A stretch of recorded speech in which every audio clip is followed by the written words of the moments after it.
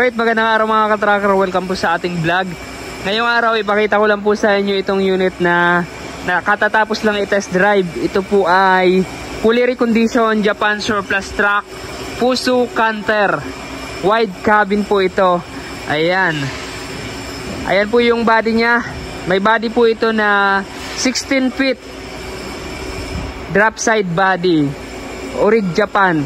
Orig dito sa unit. So ito po yung unit natin, fully repaint, ganda ng kombinasyon na kulay.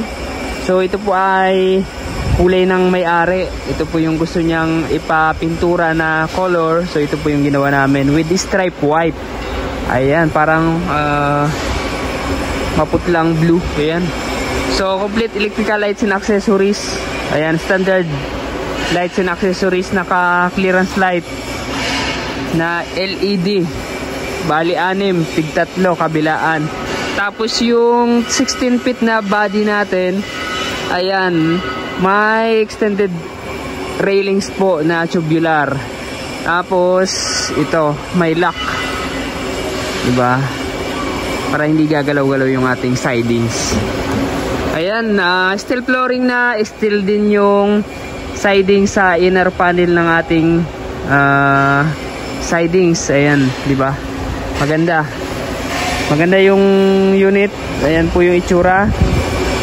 Alright, so nilagyan na rin namin ng taillight grill para may guard yung ating taillight. May plaka na, nakarehistro itong unit na to. Ayan, solid.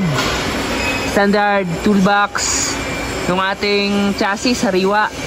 Color black yung undercoat niya. Naka leaf spring suspension with auxiliary. So dinagdagan na rin ng molly ito. Ayan, maganda ang unit natin. Ayan po. Ang mga gulong Japan surplus tires. Low profile po ito.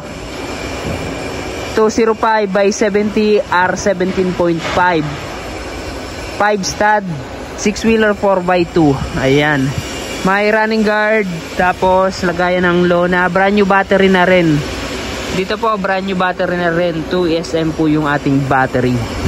Tapos sa unahan, ayan, naka disc brake yung unahan natin na preno, and then drum brake naman sa likod. Tapos independent suspension, coil type. Ayan po. Ang gross weight po nito, ito po, capacity natin 4.2. 2.1 naman sa ating net capacity. Tingnan natin yung loob para makita nyo. Ayan. Ito yung loob. Ang makina niya ay 4M50. 4M50. Full electronics na po ito. May ECU or tinatawag na computer box. Ayan po yung ating dashboard. Converted dashboard.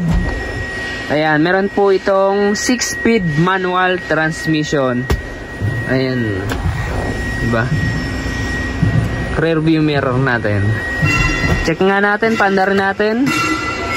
Ayan, gumagana lahat ng light indicator, warning indicator sa ating dashboard. Dapat umiilaw po yan, tapos mawawala. Ayan. Paandar natin. Ang kagandahan ng Canter, maganda yung dashboard nito. Ayan. Merong aircon. Ayan. Nag-automatic yung aircon natin. Normal yan. Ayan, medyo faded lang ang ating steering wheel. Ayan, maubusan na ng crudo. Ayan, libre crudo po ito pag nilabas sa planta. Naka-upholstery yung mga upuan, may center seat chair. Ceiling natin, yung loob na detailed do, malinis. Ayan. Diba nawala yung check engine?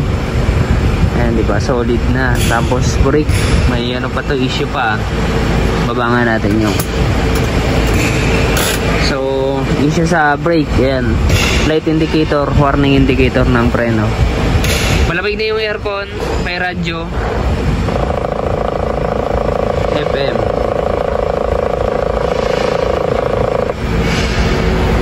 Walang frequency.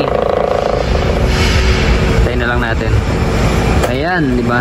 Pailawin nga natin, try natin. Yung odometer nito, yung nakarehistro 247,109. Batang bata. Ayan po yung ating unit. Ayan, bukas yung mga ilaw. Di ba? So ito mga ka-tracker, nag-range to ng 850 to 900. Mga 880 to. Pwedeng tumaas, pwedeng bumaba. Depende sa actual unit at specs na gusto nyo.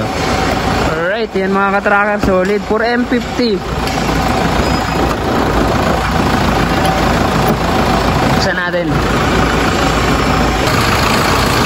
Alright, ito po yung makina. Ito po yung itsura ng makina for M50.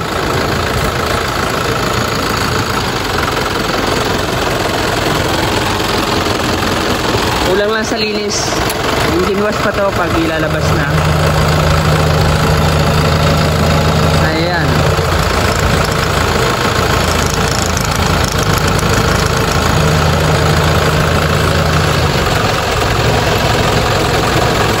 Compact na compact mga ka-tracker yung makina.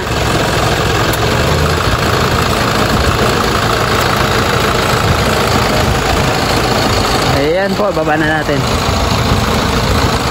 Dito lang kami sa number 66 Barangay Mambugdos, Bacoor, Cavite.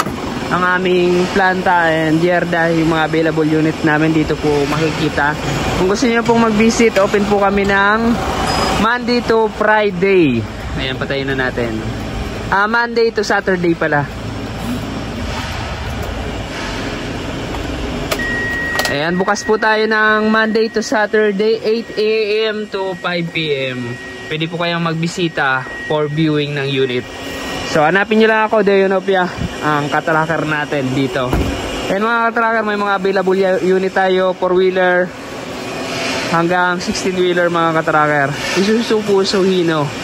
Alright, so dito ko naman tatapusin tong video na to. Kung nagustuhan nyo tong truck na to, paki-like, share at mag-subscribe na ka rin kayo. At paki-follow na rin ang ating FB page. Meron tayong FB page, pwede po kayo dun mag-inquire sa mga mag-inquire po ng truck. Ayan, maraming salamat. God bless. Bye-bye.